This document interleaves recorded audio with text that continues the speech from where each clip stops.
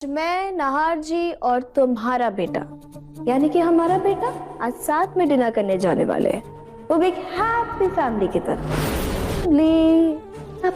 तो गाइस यहाँ पे जो सोनी और शीतल है जो डिनर पेपर्स को छुपा रहे हैं रूही से, क्योंकि रूही को ये नहीं पता कि जिस बच्चे का बाप रोमिल है वो बच्चा नाहर अपने आप में ले रहा है और नाहर ने यह बात रूही को बता भी दी है। यहाँ पे आप सभी को बता दें कि यहाँ पे रूही को अब शीतल और ना रोमिल के ऊपर शक होने वाला है, क्योंकि रूही बार बार शीतल और सोमिल को रोमिल को साथ में देख रही है। लेकिन रूही यहाँ पे कुछ को ऐसा लग रहा है कि वो दोनों ऐसे ही बात करते ही जो है वह शीतल और सोनी को बात करते सुन लेगी, जिसमें सोनी शीतल से कहने नजर आने वाली है कि उसने रूही को घर से निकालने के लिए क्या कुछ नहीं किया, उसने डीएनए रिपोर्ट्स को बदलवाया और नाहर के मन में उसके लिए नफरत भरी। अचानक के बाद रूही को बड़ा झटका लगेगा कि उसने अपने बेटे के लिए अपने बेटे का घर बर्बाद कर रही है और वह नहीं चाहती कि मैं इस घर में रहूं। यहाँ पे अब जो रूही है वो अब शीतल को नाहर से खुद अलग करने का फैसला करेगी और यहाँ पे रूही अब नाहर के साथ गोइंका हाउस में ही रहकर शीतल का पर्दाफाश करेगी नाहर के सामने कि उसके पीछे कितना बड़ा मकसद छुपा है और वह पैसे की लालच में इस घर में रह रही है। साथ ही यहाँ पे दादी के सामने बिट्टू के सच आने के बाद दादी की हुजूर सबसे पहले बात करते हैं नाहर, रूही और स्पर्श की।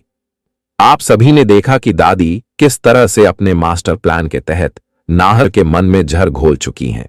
दादी जानबूझकर नाहर के दिमाग में यह बात बैठा देती हैं कि रूही अब स्पर्श से प्यार करने लगी है और नाहर को भूल चुकी है। नाहर पहले से ही टूटा हुआ है और दादी की बातों में आकर उसे यकीन हो जाता है कि रूही ने सच में उसे धोखा दिया है। इधर रूही बिल्कुल मासूम है, उसे खुद नहीं पता कि उसके चारों तरफ कैसी साजिश रची जा रही है। नाहर के दिल में गलतफहमी इतनी गहरी बैठ जाती है कि वह रूही को जलाने के लिए एक बहुत बड़ा कदम उठाने वाला है। जी हां दोस्तों, अब नाहर जानबूझकर शीतल के करीब जाने लगेगा। नाहर को लगता है कि अगर वह शीतल के साथ दिखेगा तो रूही को जलन होगी और उसे अपने प्यार का एहसास होगा। लेकिन दोस्तों, नाहर नहीं जानता कि वह अनजाने में खुद को और रूही दोनों को बहुत बड़ा दर्द दे रहा है। अब कहानी में आएगा सबसे बड़ा ट्विस्ट, स्पर्श की गर्लफ्रेंड की एंट्री। जहां नाहर को यह लग रहा है कि रूही और स्पर्श की शादी होने वाली है, वहीं सच्चाई कुछ और ही है।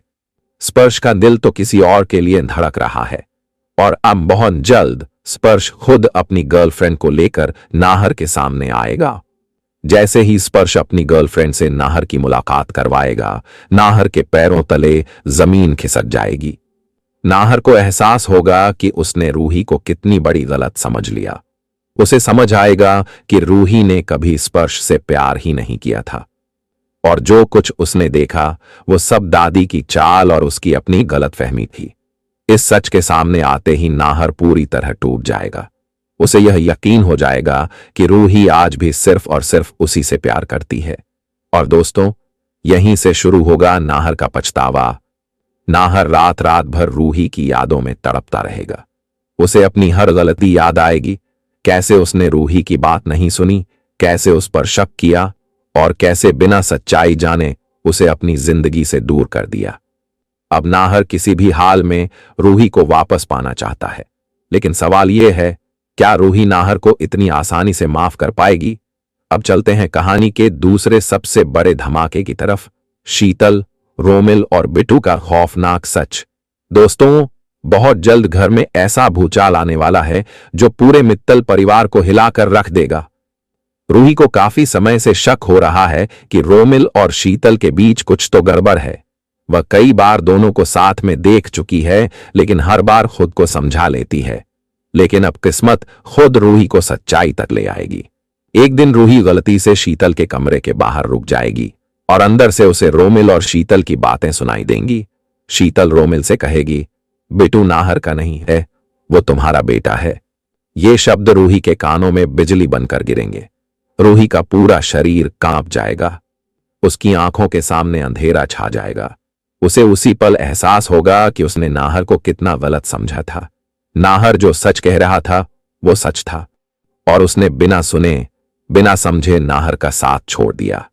रूही को अपने किए पर इतना पछतावा होगा कि वह खुद को कभी माफ नहीं कर पाएगी। अब रूही ठान लेगी कि वह इस घर की सारी साजिशों का पर्दाफाश करेगी। सबसे पहले रूही शीतल के सामने खड़ी होगी। गुस्से में कांपती हुई रूही शीतल से कहेगी, तुमने मेरे परिवार की जिंदगी बर्बाद कर दी। अब इस घर में तुम्हारी कोई जगह नहीं है। और फिर दोस्तों, रूही गुस्से में शीतल को धक्का देकर घर से बाहर निकाल देगी। इधर जब यह सच्चाई दादी के सामने आएगी तो दादी का गुस्सा 7वें आसमान पर होगा। जिस बिट्टू को दादी अपने घर का वारिस समझती थी, जिसे अपना परपोता मानकर सिर पर बैठा रखा था, वही बच्चा किसी और का निकलेगा। दादी शीतल और रोमिल दोनों को घर से निकालने का फैसला कर लेंगी। शीतल की सारी चालें, सारी प्लानिंग, सब कुछ उसी पल खत्म हो जाएगा।